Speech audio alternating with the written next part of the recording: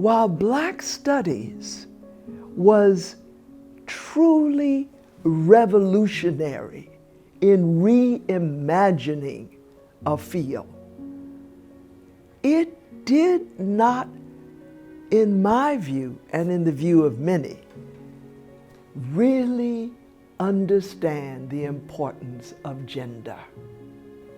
And so I began fairly early on to say, but where are the women folk here? Where are the issues that really are at the center of the lives and the dreams of Black women? I passed this building, and lo and behold, it said Schomburg Library. And I knocked on the glass door, and the woman turned around. It was Miss Jean Hudson, who was the curator. And she opened the door. She said, "Yes, dear, can I help you?" And I said, "What kind of library is this?" And she said, "Oh," she said, "this library is called the Schomburg. It has books in here only by and about Black folks." And then I said with my smart-ass self, I said, "There must not be many books in here then." She told me to sit down, and she would bring me some books, and she brought me Souls of Black Folk, Up from Slavery, and Their Eyes Were Watching God. And I started reading Their Eyes Were Watching God, and I was so stricken by the beauty of that book. And I went and knocked on the door. I was in tears. I said, but they told me I was educated, and I realized I'm not educated now because I hadn't read this book. I said, "This is by a black woman." She said, "Yes, this is by a Negro woman, you know." I remember my graduation day because I remember Shirley Chisholm was our speaker. Shirley Chisholm was our speaker. I don't know how that happened.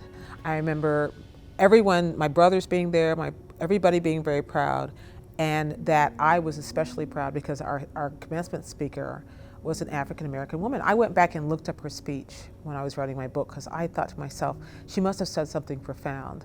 And when I went back and found it, I realized she hadn't actually said anything that profound. In fact, reading it now, it reads like it was a stump speech that she had, and she just, with no acknowledgement of the crowd she was speaking to.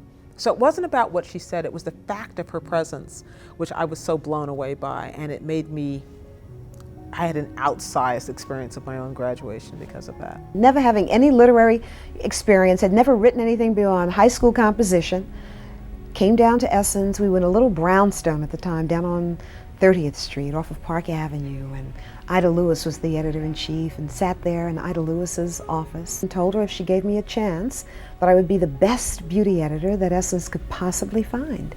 And a few months later, she, called me up and gave me an opportunity.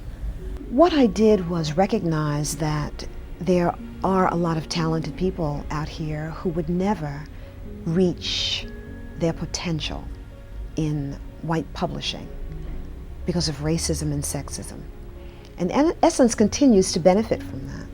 You've got these highly skilled people who are motivated, but who are unrecognized, and very often who are insulted, whose ideas are discounted, whose skills are questioned. And it means that Black organizations, African-American owned organizations, can benefit from those highly skilled and well-trained people, because the training has never been here at Essence. It's always come in. I've learned so much from the people we've hired, and we just built a great, great team, and we all grew together.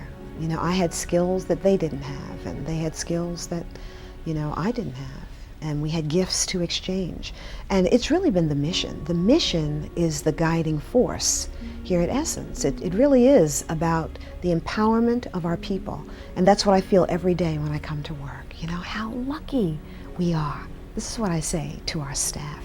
How lucky we are to be able to show up at work every day and work on our own behalf. And this is what this is about. I kind of am who I am, and if there's two things that I can't change, and even if I could, I probably wouldn't. One is being a woman, and the second is being Black.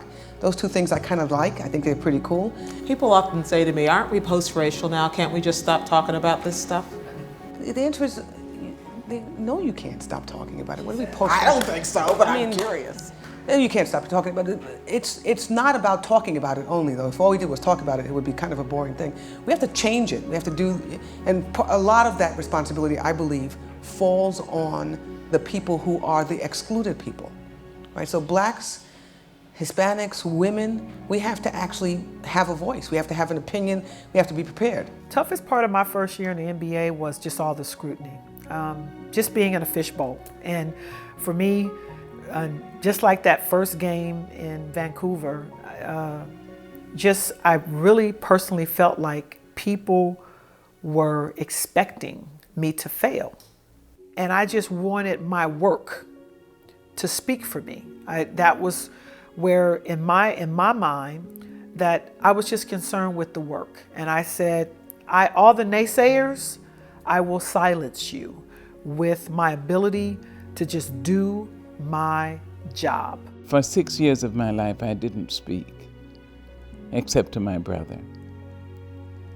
And my grandmother would braid my hair the way old black ladies still braid girls' hair. And my grandmother would brush my hair. She'd say, "Sister, Mama don't care what these people say, but you must be an idiot or stupid or a moron because you can't talk. Sister, Mama know when you and the good Lord get ready, you can be a teacher. Sister, you're going to teach all over the world."